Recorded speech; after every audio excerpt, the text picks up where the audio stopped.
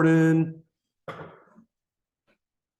Okay, our recording should be up and running. Excellent. Okay, so same thing. There's technically 3 lessons here. This is not saying we're going to finish this in 3 days. Probably not. That's fine. Especially like lesson 1 and lesson 2. There's a couple things in there. This is where like Pythagoras is going to start getting into. This is where we're going to start looking into like the tangent rule. So that's like SOHCAHTOA type thing.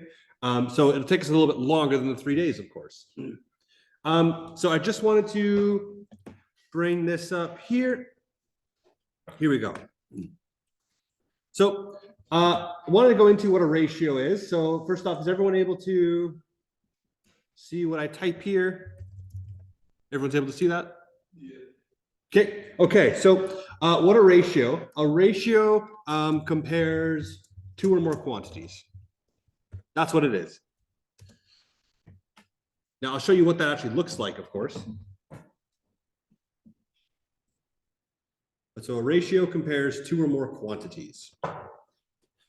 So I'm going to show you what that means. Now, for you, we're going to do squares and circles is what we're going to do. So I'm going to do draw this thickness. So just do circles. Just do circles for now. So draw 3 circles there. And then we're going to do 4 squares. So 3 circles, 4 squares. I originally had this as colored dots, but I realized you guys don't have colored markers, so it makes it a little bit easier. So these are just squares here, right? So what I got 3 circles and I have 4 squares. So what a ratio here would be, if I was to ask you some questions about ratios, so one of the questions would be here, what is the ratio of not blue to red, circles to squares? If this was a question you were asked, you would say, oh, well, there is 3 circles for every 4 squares, right? Does that make sense? Like it's comparing two different quantities, 2 things here. So I'm comparing, there's 3 circles. For every 3 circles I have 4 squares here. And so we put that little semicolon there to mean that. That means it's a ratio right there. So it's 3 to 4. What about though? What is I'm just going to put, instead of what is, I'm just going to put ratio of squares to circles. So what's that ratio? Anyone want to take a guess? 4 to 3, right? So whatever you do, whatever's like listed first, that's the ratio you put in there. So they can be reversed like this, but we have to understand what each of them mean. So if you're doing the ratio of squares to circles, in this case, it's going to be 4 to 3. I'm just going to move this down so we can see a little bit easier. What is the ratio of circles to all shapes? Well, I know I have 3 circles. How many shapes do I have here? 7. So this is a 3 to 7, right? So this says for every 3 circles, I have a total of 7 shapes. The circles are included in that, right? I just wanted to do a couple quick examples here. We'll do a couple more examples in a bit. And then, of course, there is the ratio of squares to all shapes. What's that one, Austin? What's the ratio of squares to all shapes? 4 to 7. 4 to 7, you bet. So is that making some sense there?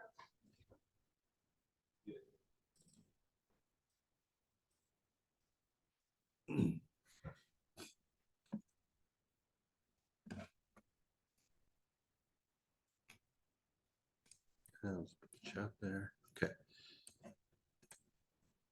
Okay, so I'm just going to scroll down a little bit here.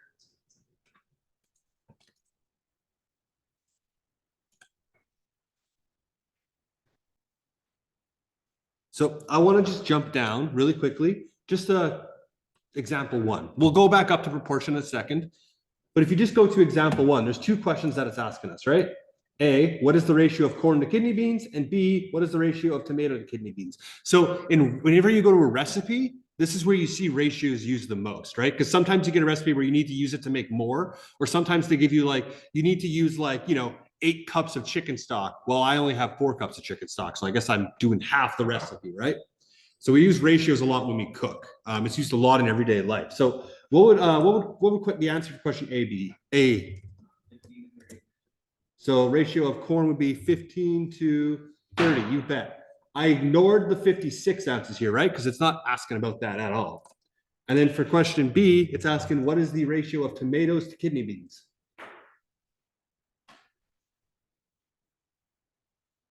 Tomatoes to kidney beans? Well, there's 56 ounces of tomatoes and 36 ounces of kidney beans. So it's 56 to 30 there, right? Now, you can, of course, just like fractions, you can simplify this. So if it's 15 to 30, oh, well, hey, I look at that. I see they both have a 5 in them. I can divide them both by 5, right?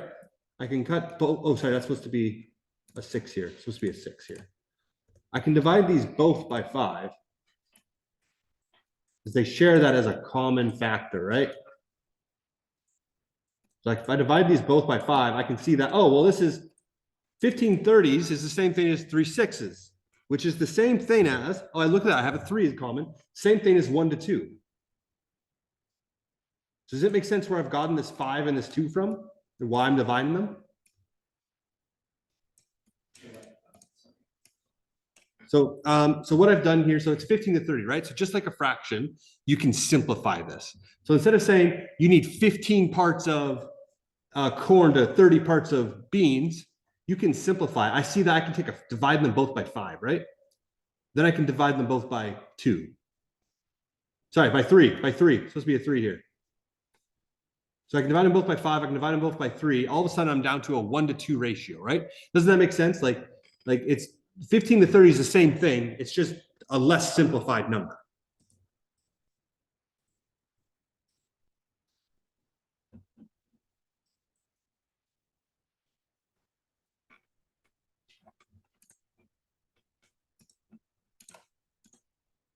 And for question B, so I can simplify this as well. What's a factor I could simplify that with?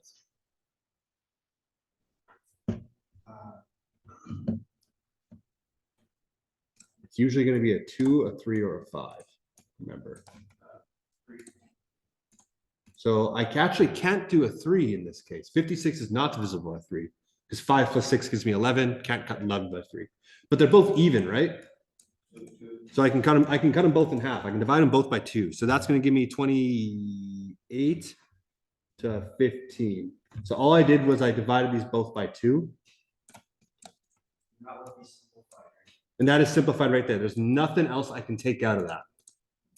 Because 2s don't work, 3s don't work, 5s don't work. There's no other factors of 15. You only get by doing 3 times 5 or 1 times 15. So that's it. Done. So does that make some sense there with the ratios? The simplifying is usually the thing that most people struggle with more though, but as long as the ratio itself is making sense, we'll be okay.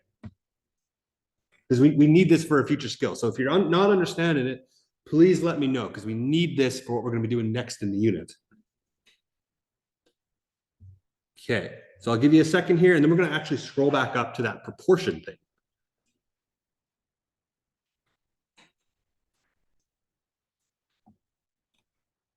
You good, Stephen? Or yeah. Okay, yeah, for sure. So I'm just going up to this proportion thing here. So a proportion is a little bit different than a ratio. So if a ratio is a ratio compares 2 or more quantities, a proportion says that 2 ratios or fractions are equal. So what we did on that first part of that question, the corn's the corn to beans thing, we put it in a ratio. And then we saw that it had some proportionality to it. We saw that 15 parts to 30 parts, 15 ounces of beans to 30 ounces of whatever it was, tomatoes, is the same thing as 1 to 2 of them, right? So proportion says that 2 ratios or fractions are equal. So proportion would be 1 to 2. 1 to 2. Oh, sorry? The proportion would be 1 to 2. It's just simplified. It's just simplified, yeah. Or you can make it bigger, right? Maybe you're making enough chili for like 100 people. You're gonna put in a whole bunch of beans then, right? So I have an example here. So let's go with an example. I think I have two examples. So write small if you need to write small here because I have two examples. So example one, a pizza dough recipe to feed 4 people calls for 2 cups of flour and 1 cup of water.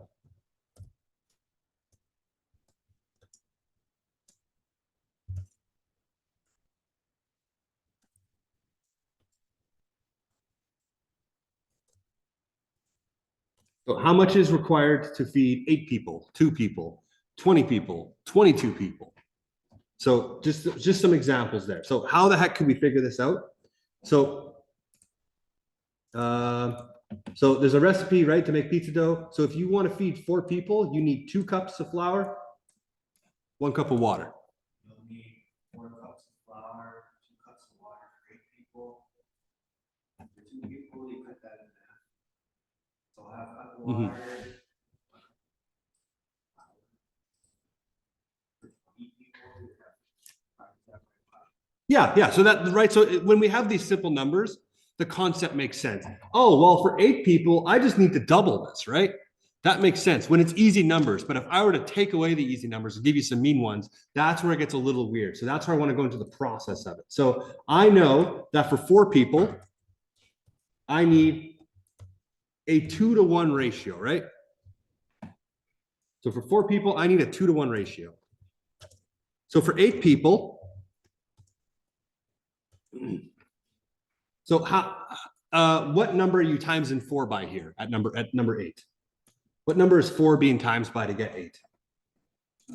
Yeah, it's 4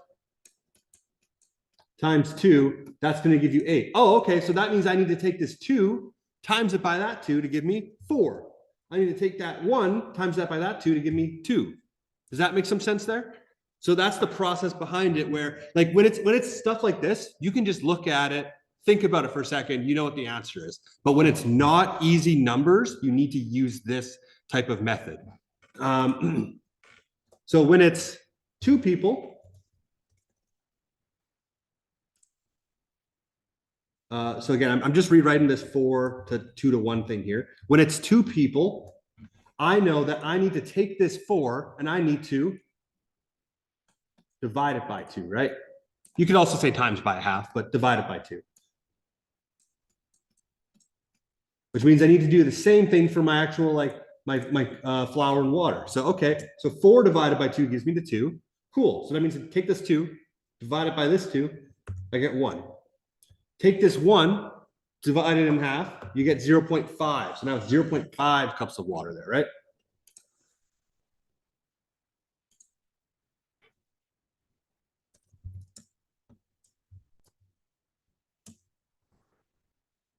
So Austin, if I was figuring out 20 people, what would I times this 4 by? 5, right? Which means I need to times the other side by the 5 to get the actual amounts I need. So then 2 times 5 gives me 10. And that's to a 1 times 5 ratio, it gives me 5. Now, there's 2 ways of figuring out this one. There's 2 ways of figuring out this 22. I'm going to show you both of them. So if I know if I'm starting with 4 people and I know that gives me that's a 2-to-1 ratio, right? If I need to go to 22, here's way number 1. I could figure out that, I need to take this and I need to times this by 4.5. Now, if you couldn't look at that and realize that right away, which you'll get numbers where you can't do that sometimes. Bear with me while my calculator loads up. What you could do, so that makes sense. I times it by 4.5 to get to 22. If you had numbers here where you couldn't eyeball that, you couldn't figure it out by looking at it. Well, 22 divided by 4, 22 divided by 4. Oh, sorry, this is supposed to be 5.5 here. That's supposed to be 5.5 there. That wouldn't. But that gives me my 5.5 here, right? So you can just reverse engineer it there. You can take your 2 numbers. If you don't know what this is, let's say this was like 3 and 137. I have no idea how many 3s go into 137. But I do know that if I use my calculator to figure it out, It tells me that, oh, 45 and 2/3 of them go into it. So I could then do it that way. So you can, if you're ever given numbers where you're unsure, you can't just eyeball it, use your calculator, reverse engineering. But I times this by 4.5, and that's going to give me the answer I need. So times 2 times 5.5 will give me 11 cups of flour. 1 times 5.5 will give me 5.5 cups of water. You can have a decimal in these. That's okay. You can have a decimal in these. That's way 1. Now, way 2 is use your previous answers. I've already figured out I can make 22 is just 20 plus 2, right? I already know those 2 answers. I know how much dough or how much flour and water I need for 20 people. I know how much water and flour I need for 2 people. I can just add these 2 up to get that answer. Oh my gosh, I made a mistake here. This is 12. Oh my gosh. Maybe I need to start using the calculator. But yeah, either of those work. Those are both fine as long as it makes sense to you. But you'll at some point you'll have to use this left method. You will have to use this left method at some point. So don't just rely on, oh, I'll just look at it and figure it out. That's not going to work. So just put a little like square beside that. So 20 is equal to 20 plus 2. So I can just use these 2 answers, add them together. 2 plus 10 is the 12. The 0.5 plus the 5 is 5.5. But use this left one here, the one I boxed, that's the one you'll want to use there. So everyone got that written down? Yeah, no, just let me know.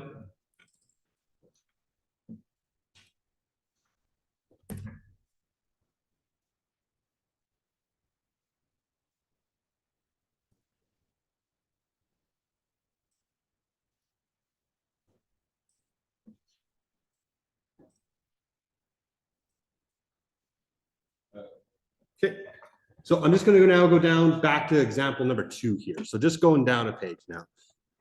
So if you have a big screen TV, so when you guys have a TV, you know that when it measures it, don't draw when I'm about to draw. I'll use green. I'll use blue for it, I guess. When you have a TV, like let's say you have a 42-inch TV. Here's a TV. Don't draw this. Don't draw this. Here's a TV, right? When you have a 42-inch TV, it's not measuring this distance. It's not measuring this distance. It's measuring this diagonal between the 2 of them. That's how it ends up happening here. So you can use that to figure out like the actual length of the TV itself. But going into this question here, it says if we have a TV, most HD things have an aspect ratio of 16:9. What that means is that, going back to this picture, for every 1 inch, it goes up here. Sorry, for every 16 inches, it goes up here, or 16 pixels, put whatever, 16 centimeters, whatever you want, it goes up by 9, basically. That's why it's a little bit wider than it is taller, right? Because it goes 16 this way, for every 9, it goes this way. Well, that's just why. Why does it do that? I don't know, to be honest with you. That's just what they decided as like the industry standard. I don't know why they settled on those numbers, but this is a true ratio here. When you see something HD, most things are in a 16:9 ratio. Stuff used to be in a 4. So if you ever go to like a 10-year-old YouTube video, it's going to look something like this, right? This is what your screen looks like. All this stuff on the side is going to be black because the ratio of it changed at some point. So that's how you use that? Yeah, that's why the old videos look like that. Yeah, they don't fill up your whole screen. But anyways, that's beside the point. So a big screen TV has an aspect ratio of 16.9, which means that for every 16 inches of width, the TV is 9 inches high. So I want to figure out the height of the TV that's 40 inches wide. So first off, always start with what you know. I know that for every 16 inches of height, it's 9 inches wide. You notice how I'm not putting, I'm not putting 16H9W, right? It's just 16 to 9. It's really important to look at the question because that's the order that it goes in, 16 to 9. And I'm trying to get to 40 to, I don't know what this is yet. The question's asking, what's the height of it when it's 40 inches wide? So what I now need to do is I now need to figure out what number, I times these both sides by to get that correct answer. And I can use the 16 and the 40 as a clue, right? Because I know that 16 got times by something to turn to the 40. So how can I figure that out? Well, as I wait for my calculator to load up.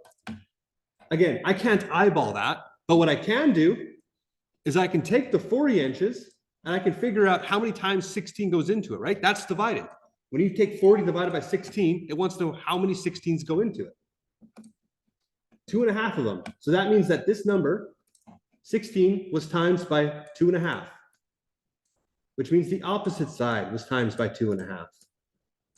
So I take my 9, times it by my 2.5. That's going to end up giving me my answer of 22.5. So 22.5. And then I go back, look at my question. What's the height of the TV that's 40 inches wide? The TV is 22.5 inches high. Cool. Does that make sense where I got these numbers from on the left though? You can use your calculator to reverse engineer it because the numbers are not always going to be nice and easy. Most of them will not be nice and easy.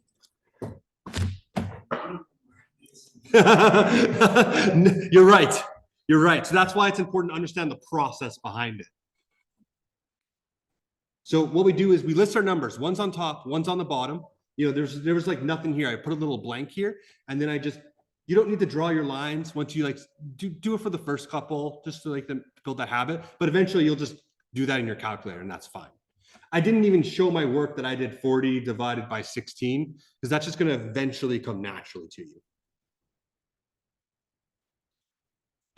Okay, so for the practice ratio, we'll do this one together here. Actually, we're gonna do 1 and 2 together.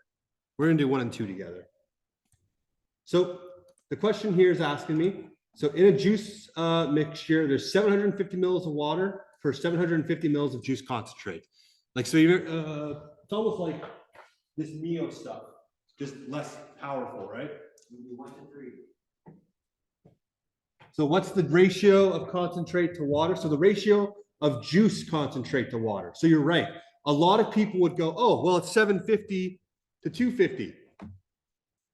That is not what the question is asking. The question is asking, what is the ratio of concentrate to water? So it's actually my ratio, I have 250 milliliters of concentrate and I have 750 milliliters of water. So read the question carefully before you just instantly start writing down, okay? Now it's going to want us to simplify it. So whenever you have a ratio here, it's assuming it wants you to simplify it. So what's the number I can take out of this? There's a 0 on both ends. I can divide them both by 10, right? Which is going to give me 75 milliliters to 75 milliliters. And now I could like, oh, well, I see I have 25, I have 75. They both have a 5. I could take a 5 out of them. Now I'm at 5 milliliters to 25 milliliters. And then I see I have another 5 in them. I could, oops, sorry. This is supposed to be 15, not 25. It's 15. It's 15.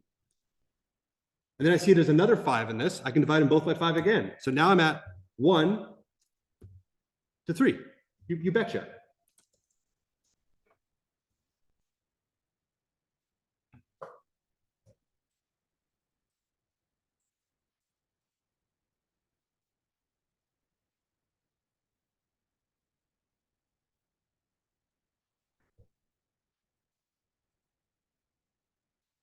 Okay. So making sense so far?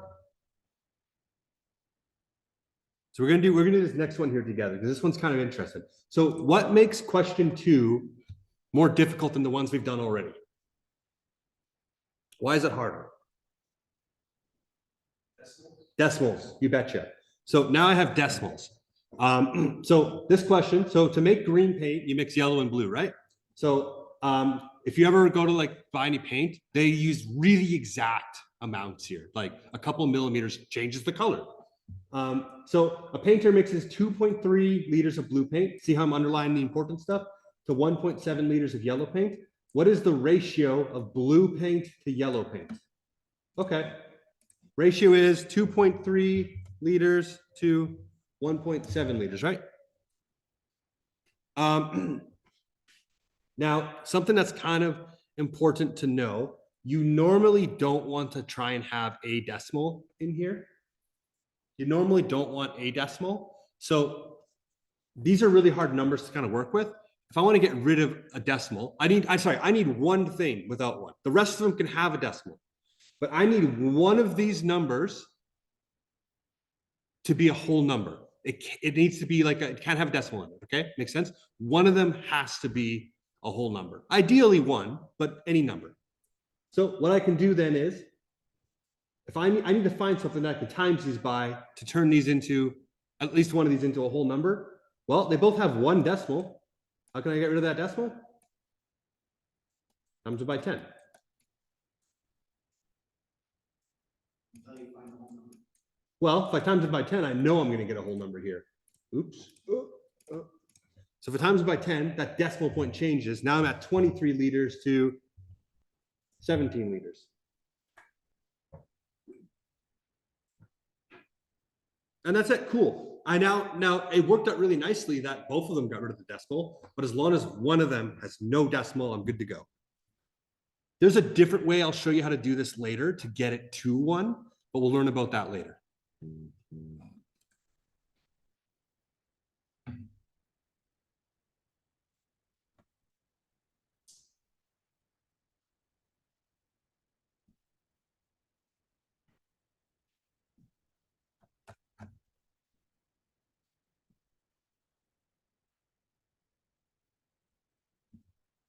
Okay, so I'm going to give you guys some time to go through the rest of these questions here. So not a lot of time. I don't know exactly how long I'll give you, but there's 4 questions on page 4 that you can work on for now, and then we'll go through them in a bit. Resume recording. Okay, so just starting to go through this stuff. The ratio here of oats to raisins is, well, this one's just 6 to 1, right? So when it's in this format, now we can have one as a decimal, but it's going to be really helpful if we learn how to avoid decimals entirely moving forward here. So what's the ratio of almonds to coconut? In this case, the ratio of almonds to coconut is going to be 2. Now I'm going to guess a lot of you don't write anything down here. I'm going to guess a lot of you did this, right? 2 to 0.75. It's still in a fraction. We actually, that's not what I need. It's still in a fraction. We want to leave it in a fraction for one thing. And I'll show you why in just a moment. So now it's technically 2 to 3/4, right? Now it's going to be a really good skill. This is technically correct. This is a correct thing. So is the 0.5 technically, but our goal is actually going to be moving forward to not have any decimals or fractions at all when it's in this format. If it just asks you this, how much oil do you need? You can give them a decimal there. That's fine. In this case though, we're actually going to try and get rid of this. So a really nice, easy way of doing this is going to be to get rid of this fraction. To get rid of this fraction into a whole number, just times it by the bottom of the fraction. Times both of these by 4. And if you do that, you times it by the denominator, right? If you do that, you're going to end up getting rid of that fraction. So this one is 2 times 4 is 8. 3/4. These two are just going to cancel out, right? Like these are just going to cancel out. You're going to end up with, it's going to be an 8 to 3 ratio. You could use this and put this in your calculator too. That's fine. 3 over 4 times 4. You're going to get an 8 to 3 ratio. So technically the 2 to 0.75, 2 to 3/4, that's technically correct, but it's a really good idea to get rid of the decimals entirely, get rid of the fractions entirely, because that's what we're going to need for the rest of the unit. So I'm going to be proceeding forward with that assumption in mind. So now I want to go into this one here. Question C. So what's the ratio of oats to total ingredients in the recipe? The ratio of oats, how many oats are there? There's 6 cups of oats. And then all I need to do is I just need to add all these numbers together to get the rest of it, right? So the total ingredients is 6 cups plus 2 cups plus 1 cup plus 3/4 of a cup. This is going to end up equaling out, was that 9 3/4, right? So same thing. technically, actually, yeah, sure. Technically correct, but I'm gonna have the goal now moving forward of getting rid of that fraction entirely.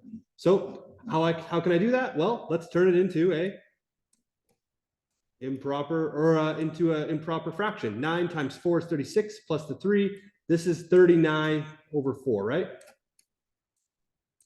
Are you able to see that? Is that too small? So it's 6 to 39 over 4, and then I do it the same way. I times it by the denominator. So I times it by that 4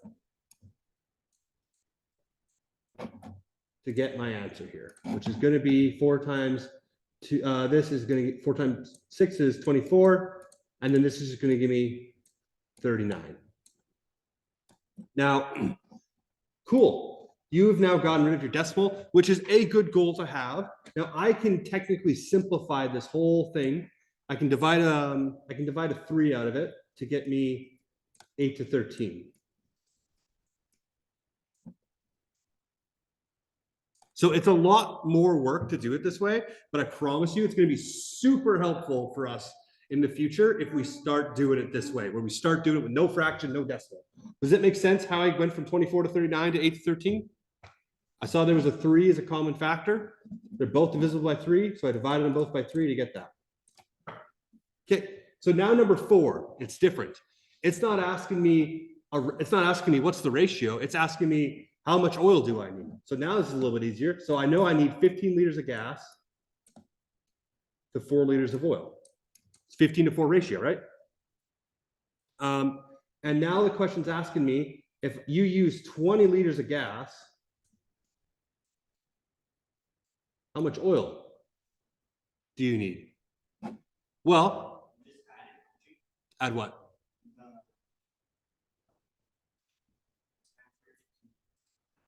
Over here for number 4.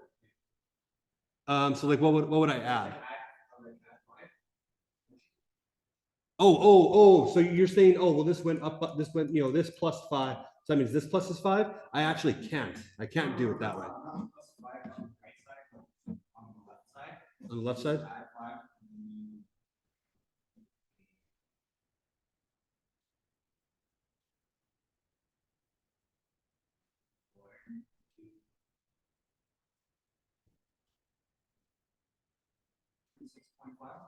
Two to 6.5. Oh, not quite. So I like where your head's kind of going with that. You're trying to like do them independently. So what I can do is I know I can times 15 by some unknown number to give me 20, right? But I don't know what that number is. So what I can do is I can figure out how many 15s go into 20. So 20 divided by 15 gives me 1 1/3. That's technically just 1.33333. It goes on forever and ever and ever. So which means I can take this 4 and I can times it by that same number, right? By 1 1/3. If I do that, 4, so 1 1/3 times 4, it's going to give me 5 1/3, or technically 5.33. Now there's a decimal here or a fraction. If it was asking for a ratio, I couldn't leave it that way, but it's not asking for a ratio. It's asking me for how much oil I need. Well, I need 5.33 liters of oil for 20 liters of gasoline. So I can do it in this case because it's not asking for a ratio. Now it's asking you to apply a ratio to answer a question. Does the difference there kind of make sense? If it's a word problem, you can usually give a more exact number. So which means a decimal. Okay, so this is a really common one. We used to see this a lot more often, before phones and stuff were around, but maps, right? You look at any map, like they have a little thing on the bottom right, and it's like, 5 centimeters equals this many hundreds of kilometers or something like that. That's a scale, right? It's saying if you measure out 5 centimeters on the map, that's actually a distance of 100 kilometers. So something like that. So in this case, 10 centimeters on a map represents 25 kilometers of ground. So how many centimeters would 45 kilometers of actual ground be on the map? So first off, let's just list what we know. We know that 10 centimeters of map is equal to 25 kilometers of ground. Now, you've noticed I put the units in here. That's a very good idea to do when you have two different units. At some point, you might have to like, what's the word I'm looking for there? You might have to like convert them. We don't need to in this case. But so this is what I know. I know that 10 centimeters is the same thing as 25 kilometers from a map to actual distance. And now the question it's asking me is, well, what about if, how many centimeters would it be if you were 45 kilometers? So how many centimeters on that map is 45 kilometers of real distance? So you see how I've structured it this way? I've kept it all in a nice clean line. I've just put a blank for the thing I'm trying to figure out. Yeah, it's a really easy way to format it. It keeps it really clean in your head. So same thing. I'm going to use what I know to figure out what I don't know. I know 25 was times by some random number to turn into 45. How can I figure that out, Austin? See how much goes into 45. And how can I do that on my calculator? How can I see that? You do 45 divided by 25. 25? You betcha. So I see that 1 and 4/5. So 1 and 4/5, or 1.8. You can do that too. That's fine too. 1 and 4/5. So if I take that, I times that by that 10 centimeters, the answer here is going to be 18 centimeters. So the answer is 18 centimeters. That's how far on the map 45 kilometers would be in real life.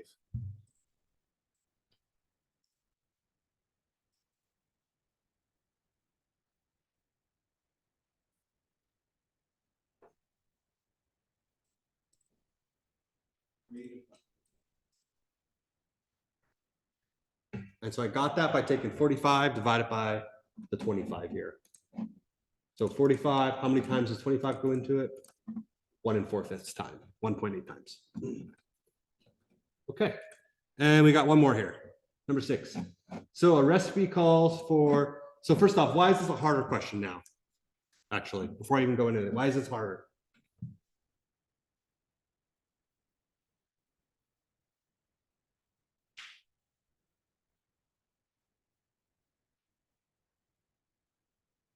What makes question 6 a harder question? There's 3 of them now instead of 2, right? So I have 3 cups of corn to 2 cups of water to 1.5 cups of cream. So I have a 3 to 2 to 1.5 or 1.5 ratio here, right? You can do this with pizza dough. What you usually find is it's water, flour, and usually a little bit of oil is the other thing there. So you can have a ratio like this. This is fine. And now what it's asking me is if you increase the yield of the recipe, so you make more of the recipe and use 4.5 cups of cream, how much corn will you need? So I have corn to water to this. So first off, I'm trying to figure out the corn. So I'm just gonna, in this case, I'm gonna leave this as an X. You can put a blank. You could do this if you want to. That's fine. But that's what I'm trying to figure out, right? Now, I don't know how much water I need, so I'm going to leave that one blank too. It doesn't ask me for how much water I need, so I don't need to figure that out. So I'm just going to leave it blank. But it does tell me that if you use 4.5 cups of cream. So I now have 2 things in common here, right, that I can use to figure out. So I know 1.5 got times by some number to get 4.5. Now you might be able to figure it out just from eyeballing it. But if you can't, you could take that number, figure out how many times 1.5 goes into it. Oops. So there's this little backspace button. If you make a mistake, you don't need to press on and do it again. Backspace, backspace, just like a keyboard. So 4.5 divided by 0.5 is 3. So they took this number, they times it by 3. So 2 times 3 then is going to give me 6. 3 times 3 is going to give me 9. So this is my actual ratio here. It's 9 to 6 to 4.5. But that doesn't answer my question. My question was, how much corn will I need? And the answer is, I need 9 cups of corn.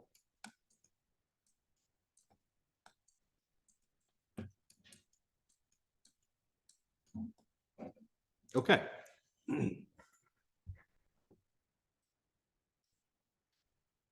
So making some sense there? Um,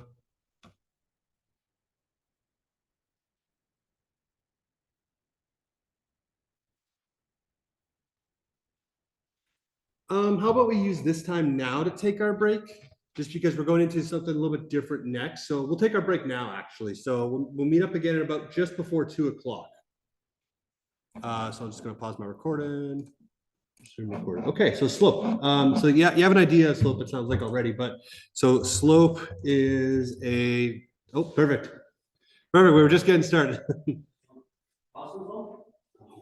He's back? No. No, not yet. So slope is a value that shows how steeply something is slanted. Hold on.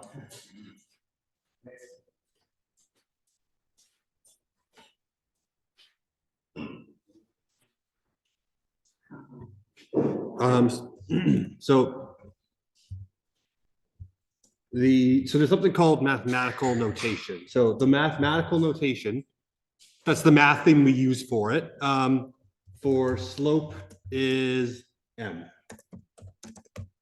Oops. So the mathematical notation for slope is m. The formula is. Sorry? Is it always just M? Yep, always just m. And so the formula for this then is, so you're going to see this. So technically slope is equal to vertical distance divided by horizontal distance. No, I want that red. So yeah, slope is vertical distance divided by horizontal distance. Like that's what it means when we say, so that's what it means in English, but in math, this is what you're actually going to see. You're going to see m is equal to rise over run. So these two things mean the exact same thing. Slope equals vertical distance divided by horizontal distance. Oh, that's supposed to be horizontal. Horizon, or horizontal distance. Or m equals rise over run. So that's our formula here. The left is the English way of saying it. The right is the mathematical way of saying it. Okay. So I'll give you a second there to get caught up, Stephen. But left side again, it's your vertical distance. Vertical is up and down, right? Horizontal is to the horizon. It's left and right. It's like forward and backwards. It's not vertical. And so in math, we say m equals rise over run. That's what it means. So I'll give you a second there to get caught up, Stephen, then we'll power through.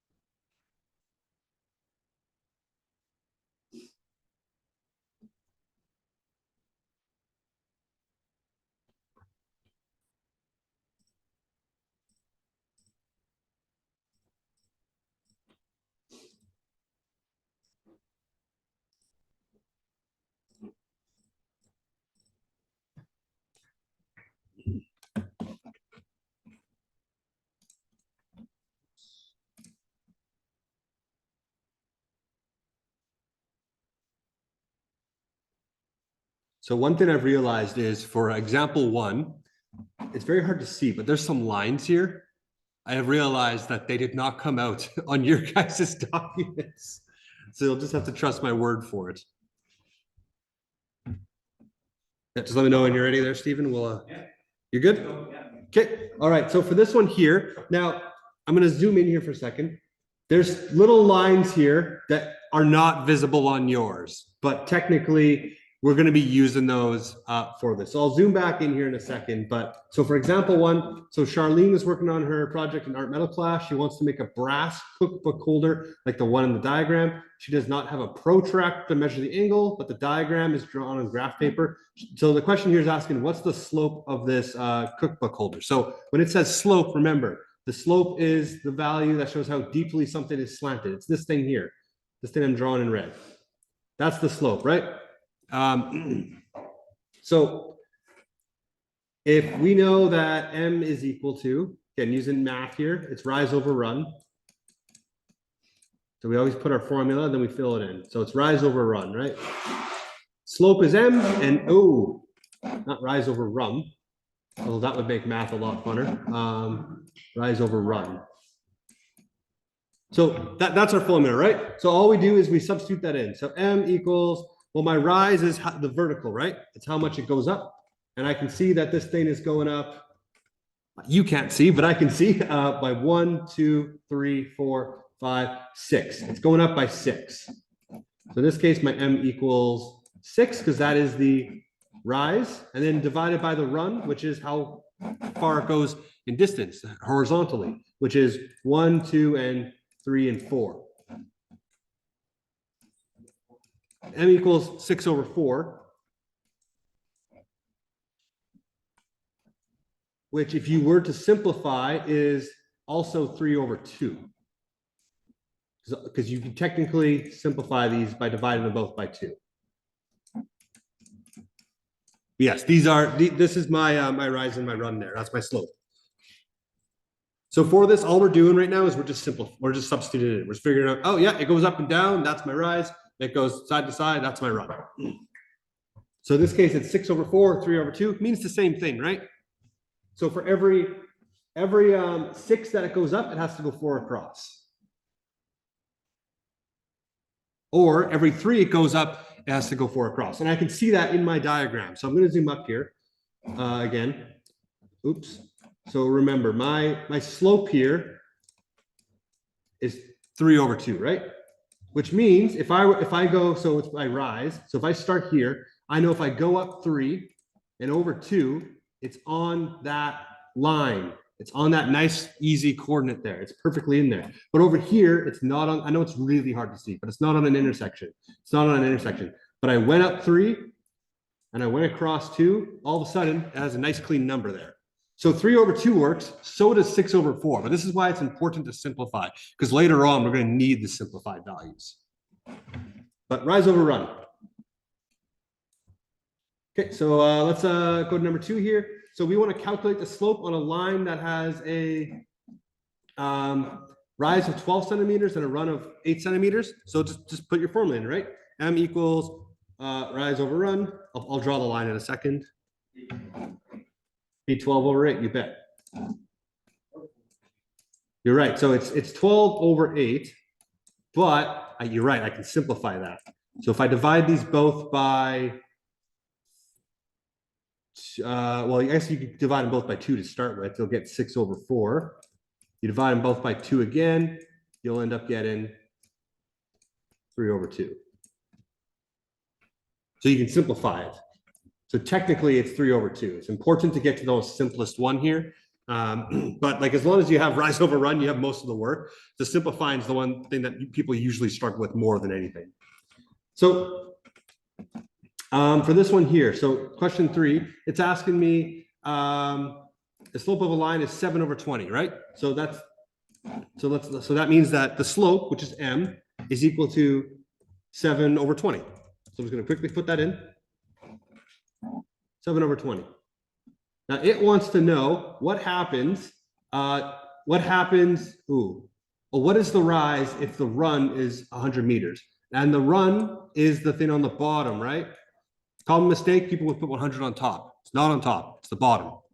And so basically, I just want to figure out what I can times these numbers by to make that nice and clean. What can I times 20 by to get to 100? 5, which means I times the top by the 5. All of a sudden, it's 35. So in this case, the rise is going to be 35 meters, right? It gives us a unit of measurement. So the rise is 35 meters. Always go back, reread the question, make sure you're answering it. You do it at the bottom, you do. And you betcha, right? Right? Okay, so this next one here, so Harbinger, which is like a construction company, is building a ramp in 2 sections, both with the same slope. So if one section rises 2 meters for a run of if one section rises 2 meters for a run of 6.5 meters, how much will it have to rise for the remaining run of 9.8 meters? So always just start off with underline what you know, the important stuff here, put it into a thing. So I know the first one, my slope is 2 meters over 6.5, thank you. 6.5 meters. We have a unit of measurement, so we're going to put that in there. Cool. And I know that they have the same slope, right? Which means rise over run, 9.8 will be on the bottom here. So, which means, excuse me, there is some way, some number I can multiply this to get an equivalent slope.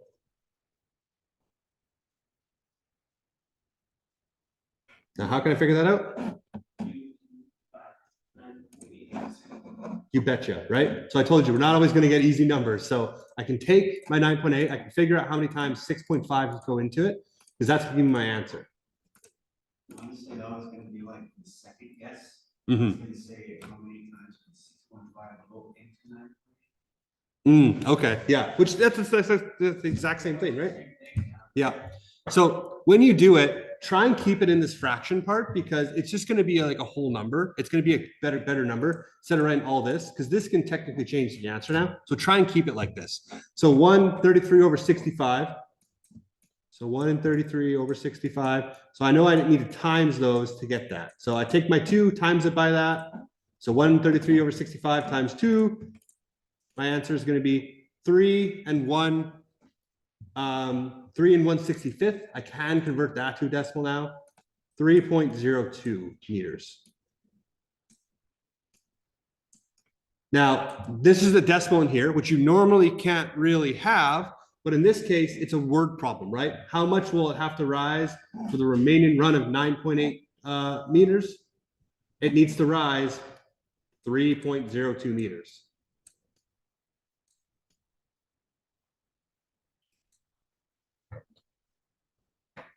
So this is a word problem. This is where you can start leaving those like more complex numbers in there.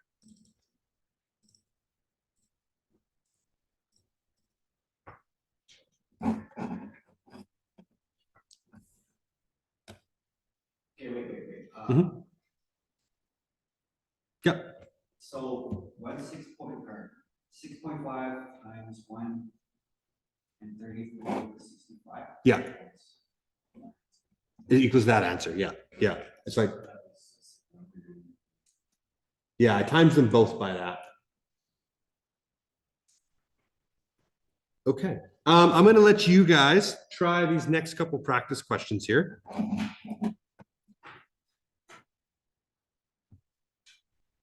Try and simplify it if you can as well.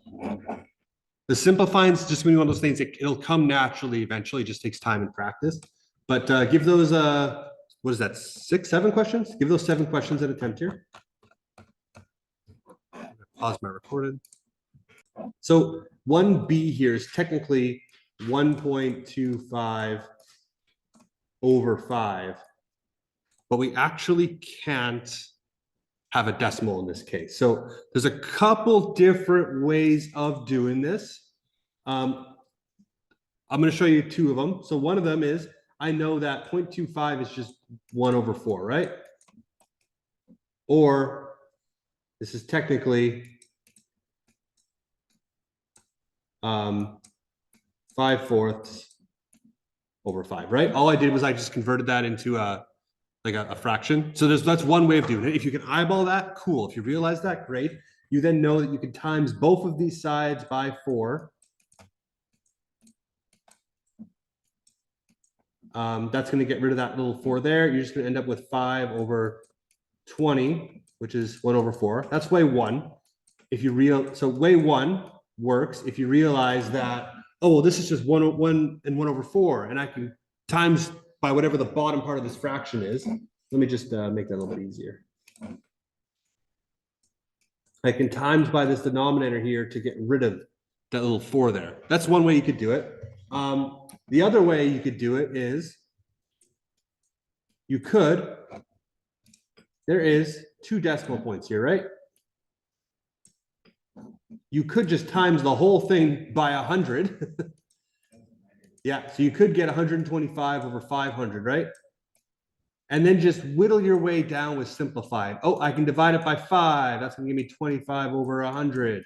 Oh, I can divide it by 5 again. That's going to give me 5/20. Oh, I can divide it by 5 again. That's going to give me 1/4. Either of those work. You can do whatever you want there.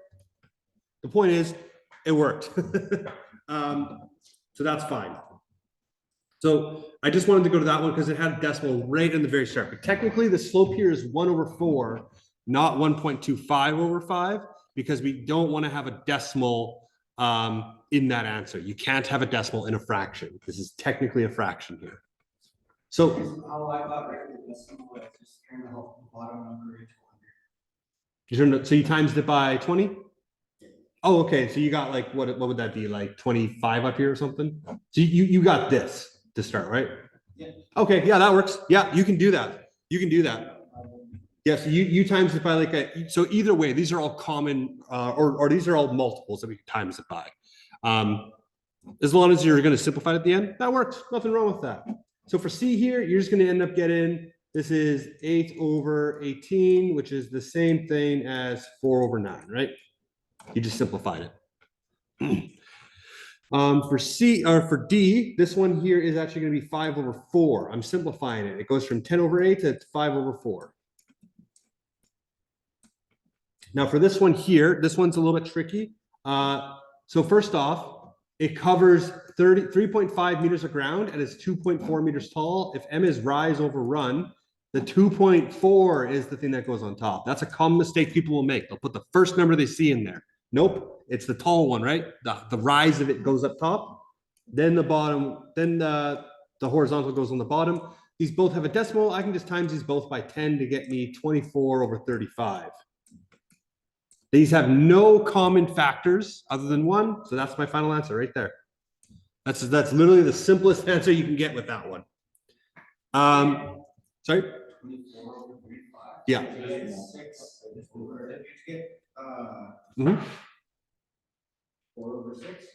You can get 4/6. So, so we can't actually, because there's no common factor. I can only get this by doing times 24, 2 times. I'm gonna make this smaller in a second. 3 times 6 is 18. 3 times 6 is 18. Yeah. And So this one can be 3 times 8 or 4 times 6. And then 35, I can only get 35 by doing 1 times 35 or 3 times 5. Oh, sorry, I lied. No, I've lied to you. I've lied to you. There is a common factor here. My answer key is wrong. I can divide these both by 3 to get, wait, no, that's not 3. No, sorry, no, that's not 3 times 5. That's it's 5 times 7. 5. This is 5 times 7. 5 times 6 is 30. So there's that. So there's no common multiples here. So this is as simple as it can go. I got that. Oh, okay. I don't know where I got that. 2/3. Oh, okay. Yeah. Yeah, I got that. 4/35. Okay. So I'm just gonna keep kind of powering through these just for the sake of time. So for question 2 here, oh yeah. So here we go. So this is the slope, right? 3/190. And I know that a hill has a rise. So this is rise over run. A hill has a rise of 400 over something, right? There's a little blank here. I don't know what goes here. So all I need to do is I need to take 3 times it by something to get to 400. That something would be 133 1/3. So I take that, I times it by the 190. My answer is going to be 5, 3, 3, 3. Now there's technically a third here as well. Yeah, I'm gonna, yeah. So all I did was I figured out how many threes go into 400. I times that by 190 then to get my answer. I can leave it as this fraction because it's asking me for just an answer. So the answer here is 25,333 and a third meters. Don't, yeah, so I can leave that there because it's asking me for a precise measurement now.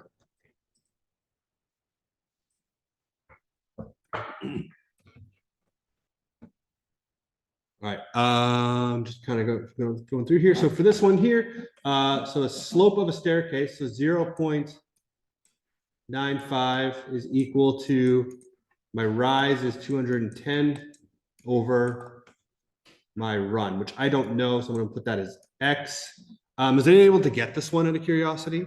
I'm just gonna go straight to the answer really quickly. The answer in this case is gonna be 221. Was anyone able to get to this? We'll come. Oh, 195. You got 195? Pardon me, 199.5. 199.5? Okay, yeah. Good. Oh, I'm just curious if anyone was able to figure out this answer here at all. So there's two ways of doing this. One, you can use algebra, which we haven't really learned yet. I'm not expecting anyone to be able to do that. The other way, so what I have on the right is the answers. It's 221. The other way you can figure this out is, so my slope of a staircase is 0.95, right? That's the slope. That's the M. M equals this. That's one way. But one thing I do know is that, you know, it's the rise over run. Couldn't I just do 95 over 100? Isn't that the same thing there? So now my M is this. 95 over 100, 0.95. So that's one way. It's a tricky question. This is a tricky question. Yeah, yeah. And then I know that if I times this, then my rise here is 210. I then know if I times this 95 by some number, it's going to equal out to 210, which means I can figure out what I need to do times the bottom by. So 210 divided by 95, 2 and 4/19. So I times that by 100 to get 221 and 1/19.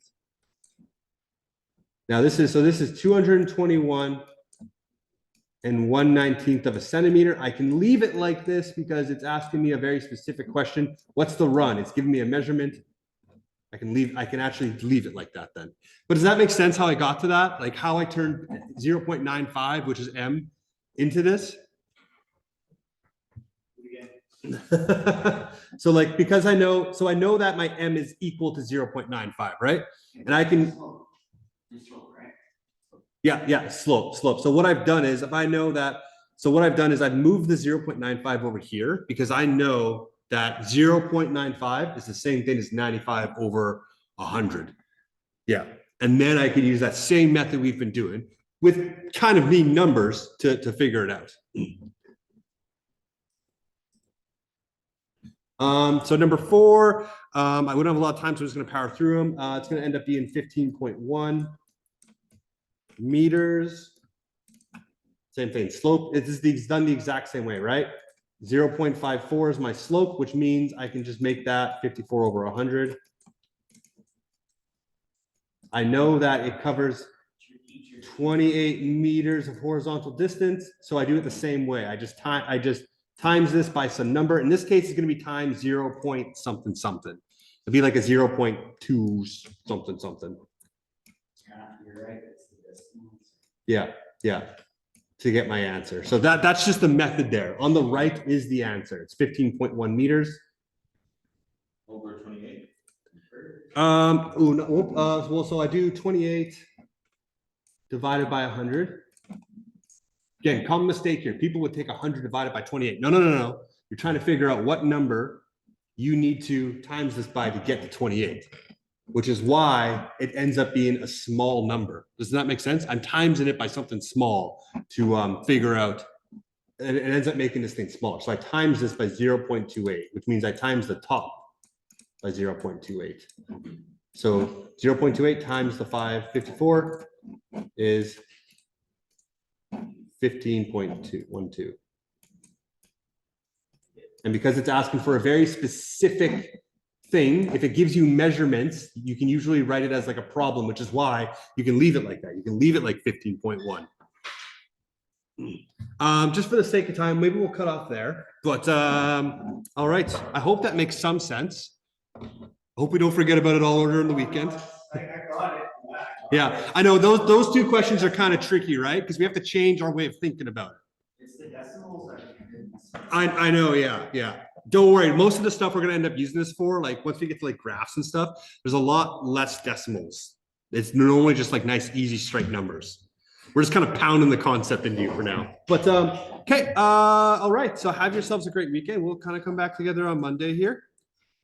Oh,